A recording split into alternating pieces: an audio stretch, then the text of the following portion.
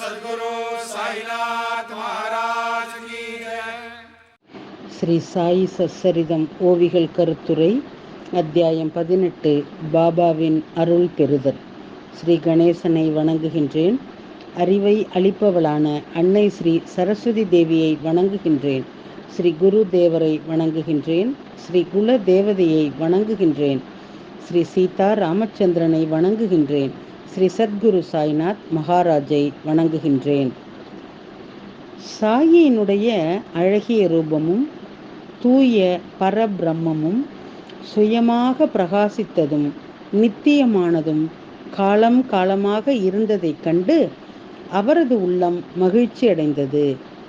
எல்லையற்ற சாயியினுடைய இந்த பாதங்களை அவர் தனது முந்தைய செயல்களின் உச்சபட்ச விதியால் அடைந்ததாகவும், சாயியை பார்த்ததன் மூலம் என் மனம் ஸ்திரத்தன்மையும் அமைதியும் அடைந்து என் மனமும் நிலை பெற்று விட்டதாக அவர் நினைத்தார்.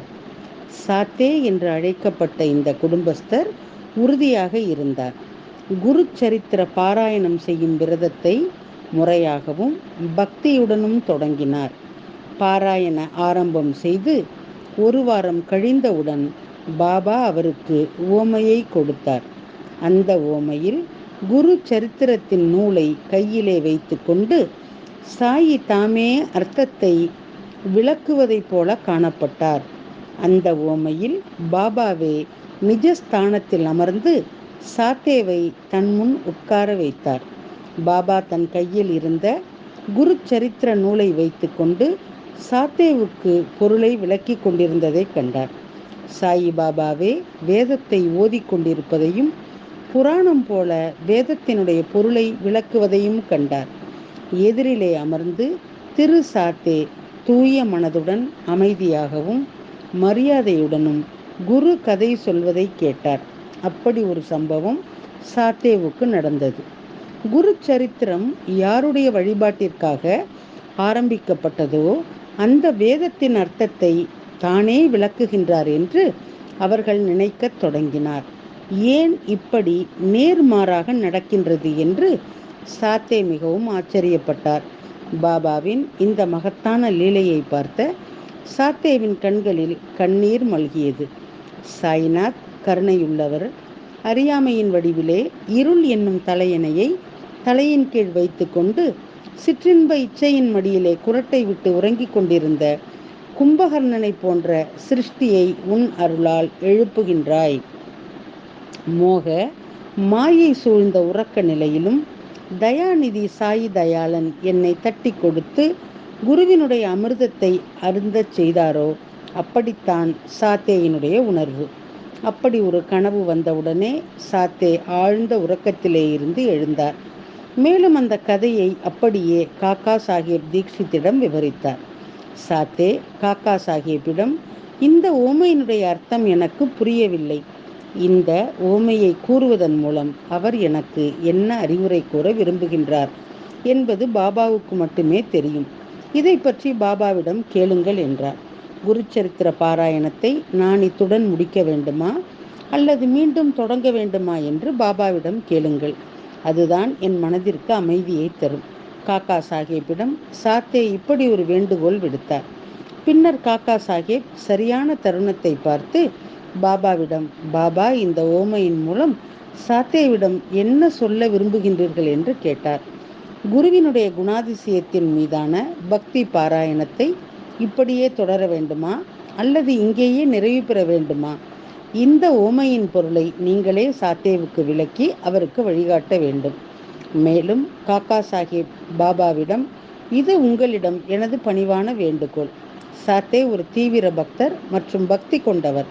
தயவு செய்து அவர் கருணை காட்டி விருப்பத்தை நிறைவேற்றுங்கள் பாபா என்றார். பிறகு பாபா கட்டளையிட்டார். பாபா கூறினார், குரு சரித்திர கிரந்தத்தை மீண்டும் ஒரு முறை பாராயணம் செய்யட்டும். இந்த கிரந்தத்தை படிப்பதன் மூலம் பக்தனின் மனசாட்சி தூய்மையாகின்றது. இந்த நூலை பாராயணம் செய்வதன் மூலம் கடவுள் மகிழ்ச்சி அடைவார்.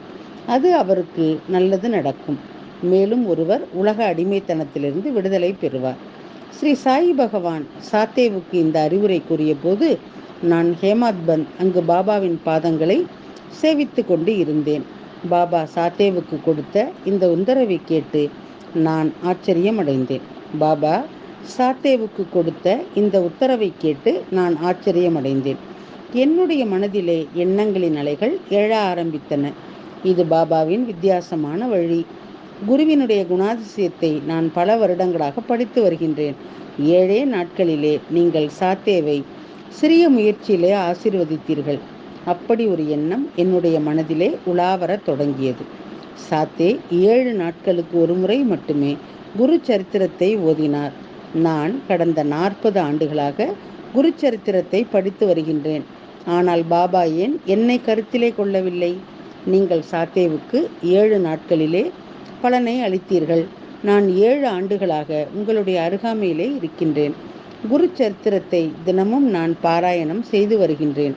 குருவின் அருளையும் அனுகிரகத்தையும் பெற, ஹே தயாநிதி குருராயா, நீங்கள் எப்பொழுது என் மீது உங்கள் ஆசிகளை பொழிவீர்கள்? அந்த நாளை நான் ஒரு சாதக பக்ஷி போல எதிர்பார்த்து காத்து கொண்டிருக்கின்றேன். ஹே புனித சூடாமணி, துறவிகளினுடைய பிரியமான துறவியான சாய்நாத் மகாராஜ், நீங்கள் எப்போது என்னை ஆசீர்வதிப்பீர்கள்? என்னையும் ஆசீர்வதித்து குரு மந்திரத்தை அருள்வீர்கள். குரு அறிவுரை கூறுவீர்கள். அந்த நாள் எப்போது வரும்? பக்தர்கள் மீது கருணை கொண்ட ஸ்ரீ சாயி என்னுடைய மனதிலே தீர்மான வேறுபட்ட விருப்பங்கள் அனைத்தையும் உடனடியாக அறிந்து கொண்டார். சத்குரு சாயி அன்னையினுடைய மாதிரியான லீலைகளை நிகழ்த்துவார். என்ன ஆச்சரியமான லீலைகளை அன்புடன் வழங்குவார் என்பதற்கு எல்லையே இல்லை. கல்வி அறிவின்மை, அறியாமையால் பல வகையான வேறுபட்ட எண்ணங்கள் நம்முடைய மனதிலே எழுகின்றன. இந்த மனதிலே பல எதிர்பார்ப்புகள், ஆசைகள் மற்றும் விருப்பங்களின் மேகங்களை மிதக்கின்றன. இவையெல்லாம் பாபாவுக்கு தெரியும். என் மனதிலே ஏற்பட்ட குழப்பத்தை பாபாவும் உணர்ந்தார். மண் சிந்தேவா வாரின சிந்தே என்ற இந்த பழமொழியின் அர்த்தம் அனைவருக்கும் தெரியும். அதாவது அது நமது மிகப்பெரிய எதிரி. மனதிலே எழும் எல்லையற்ற எண்ணங்கள் வேறு யாருக்கும் தெரியாமல் இருக்கலாம். ஆனால் அவை சர்வ அந்தர்யாமியான பாபாவுக்கு உடனடியாக தெரியும். ஆனால் இரக்கமுள்ள சாயி அன்னை பக்தர்களின் மனதில் உள்ள அனைத்து தீங்கான கூறுகளையும் அழித்து சிறந்தவர்களை ஊக்குவிக்கின்றார். தகுந்த நேரத்தை பார்த்து அது ஆன்மீக முறைகளையும் நல்ல எண்ணங்களையும் ஊக்குவிக்கின்றது. என்னுடைய மனதினுடைய விருப்பங்களை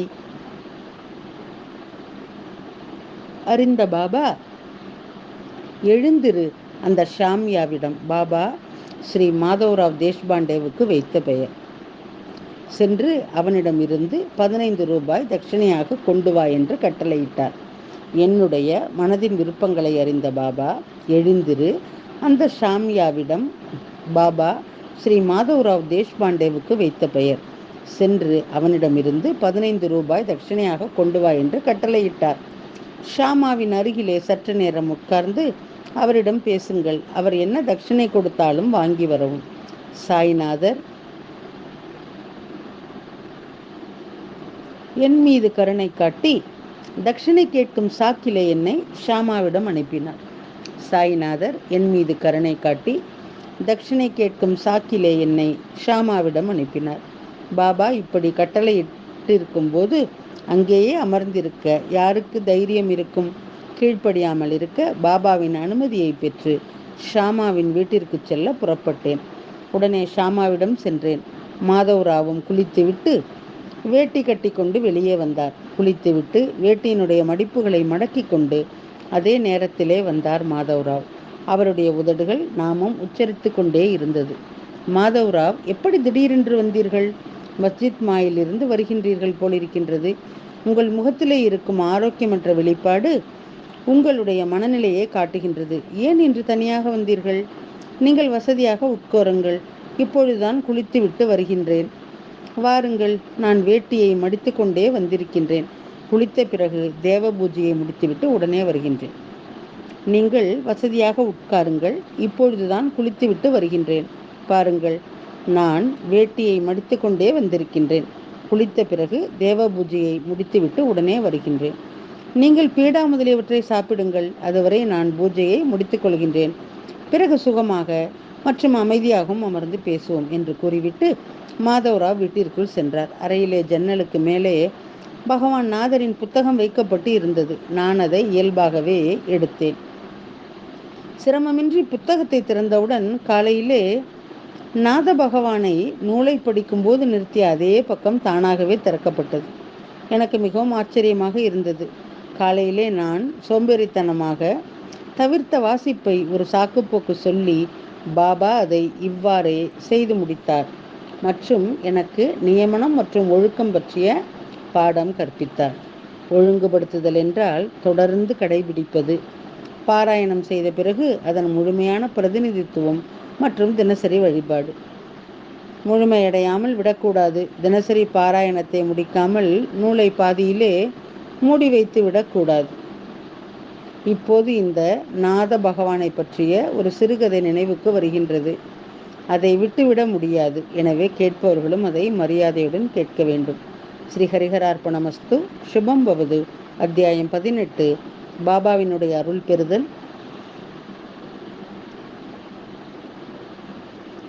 ஓவிகள் மற்றும் கருத்துரை அடுத்த தொடரிலே கேட்கலாம். சாயியை பணிவோம், சாந்தி நிலவட்டும். அத்தியாயம் 18.